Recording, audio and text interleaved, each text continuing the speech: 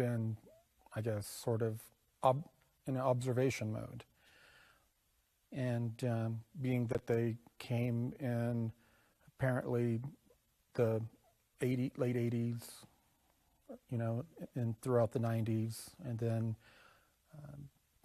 started picking up their numbers around 2011, 2012. There was obviously something coming. Something was starting to happen that made them move into an operational mode.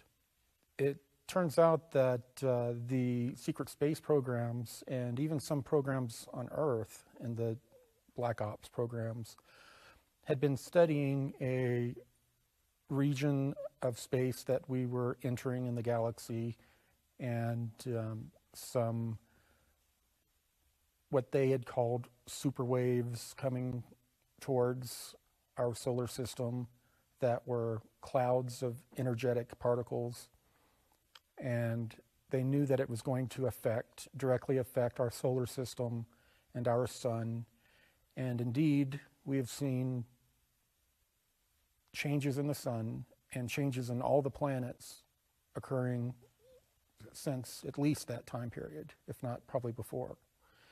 And this has been a slow change in the background energy of our solar system. And these are vibratory energy waves that are ebbing and flowing into our solar system. These spheres, as it turns out, are equidistantly spread out throughout our solar system, thousands of them, and they're acting as some sort of a resonance buffer that as these energy waves are hitting them, they're vibrating and causing the energy to spread out amongst them in a uniform way to where the energy is not harmful towards life on Earth or causes our sun to lash out and have destructive CMEs and that kind of thing. Did you ever get shown what the matrix of spheres actually looks like? It wasn't laid out for me, but when I'm on the sphere and I'm being communicated with through the sphere wall, you can see the other spheres off in the distance, equidistantly spread out, and there's thousands of them. Do they have a color or colors? Well, they appear to be indigo, blue indigo, through the wall of the sphere I'm in. And outside the sphere, you can't see them. They're out of phase with what we would, we would probably pass right through them if we sent a probe at them. One other thing that interests me is if they're equidistantly spaced, you said that there's three sizes, though. There's the moon, there's Neptune, and Jupiter.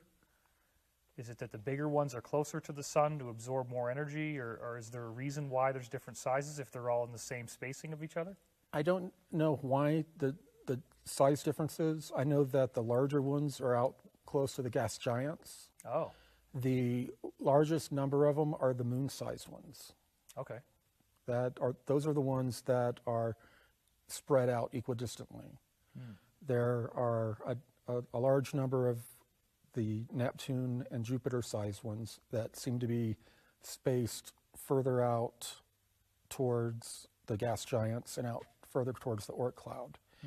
And that could be, this is me speculating, larger, medium, and then getting smaller as you go in. It could be some sort of shielding that's done larger, medium, smaller, that's has some sort of resonance purpose. But that's me speculating. Was there any evidence that these sphere beings had ever even tried to contact our government at any time in our recent history before when they just showed up recently? Not directly that I know of.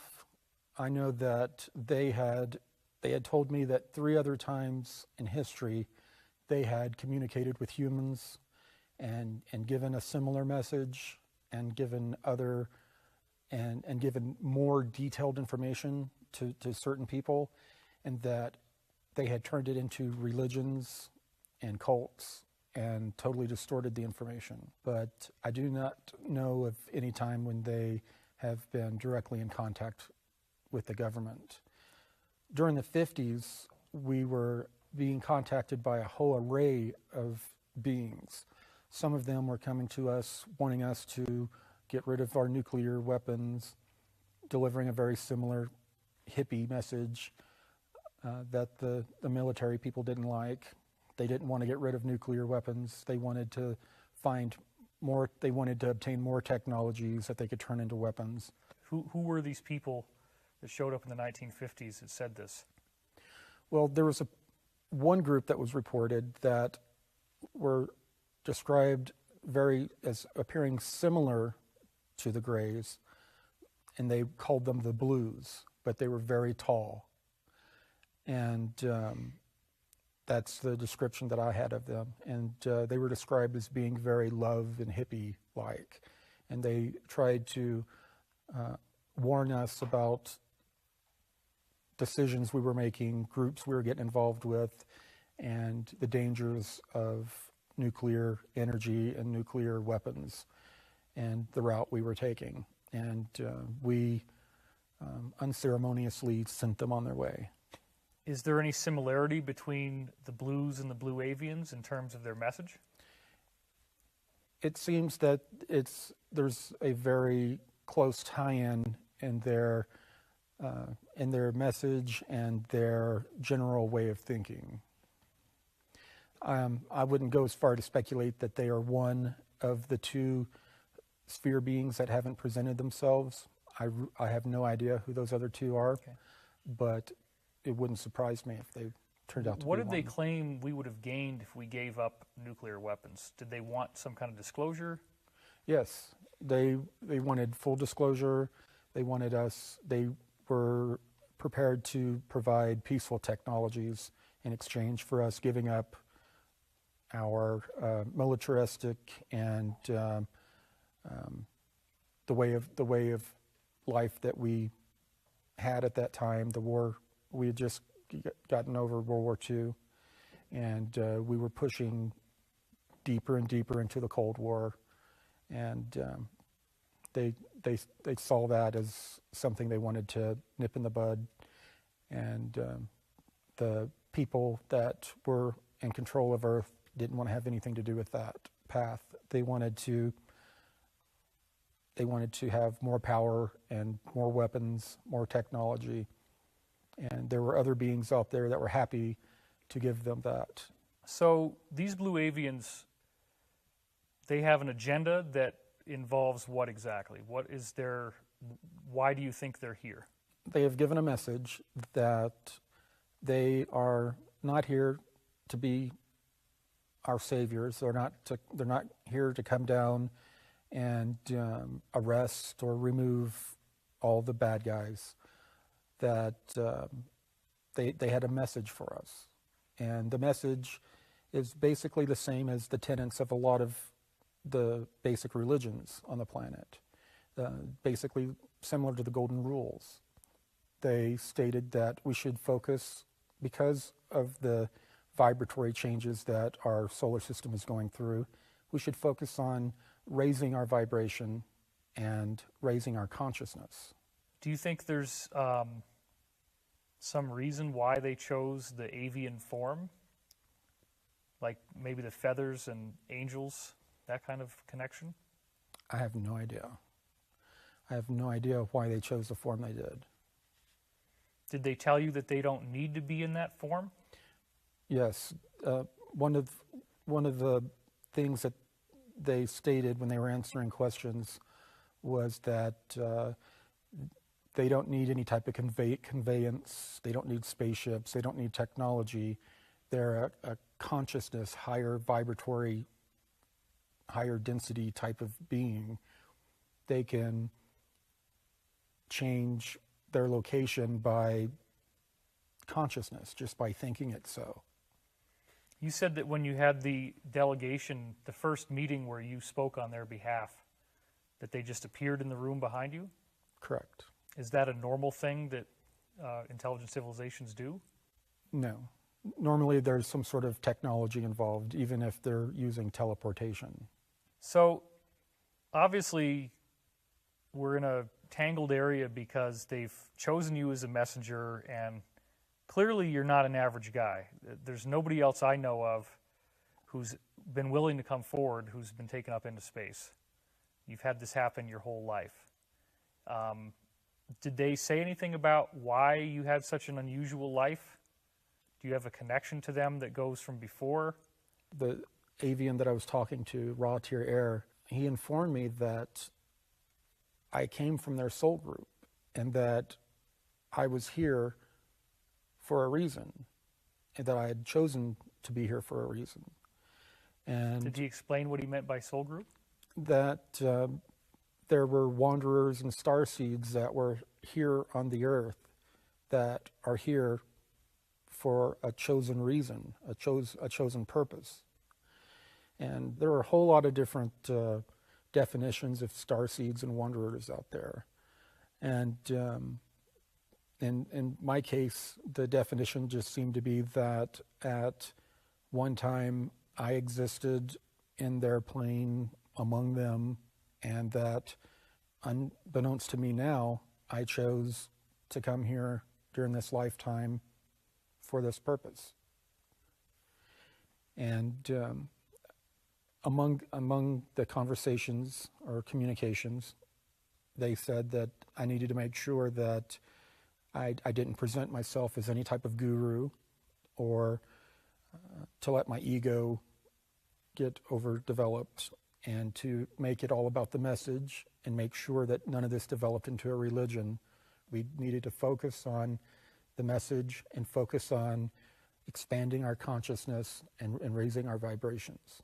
Some people watching this might think that you're part of this extraterrestrial elite, that like you have, that some people on Earth are going to have these higher connections and have these group souls, whereas everybody else is just sort of like another useful eater or a sheep.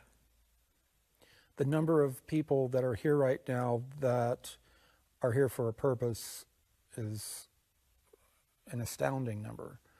I mean, I heard that back in the 80s, it was over 60 million or even more. I mean, the number of people that are here that are starseeds, that are wanderers, that have not awakened to that is a huge number. I'm not unique.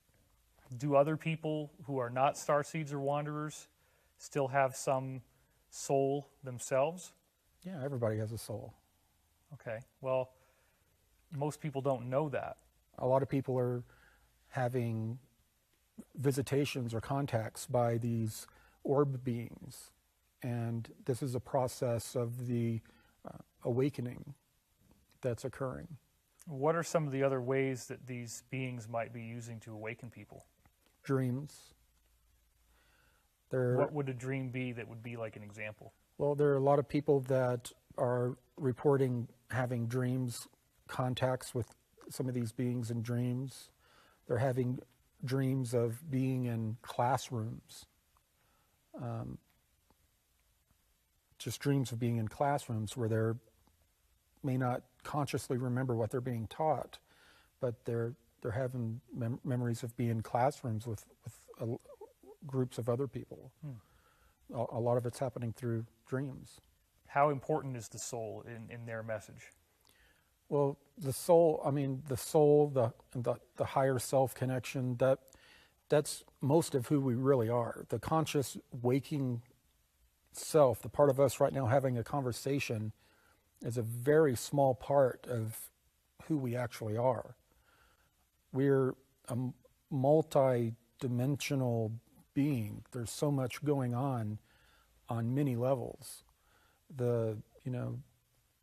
This is my personal outlook on it from my communications with several beings, is that we have our conscious self, we have our subconscious self and our higher self, and then the higher self goes higher and higher until self drops off the equation, and you just have the higher until it returns back to source.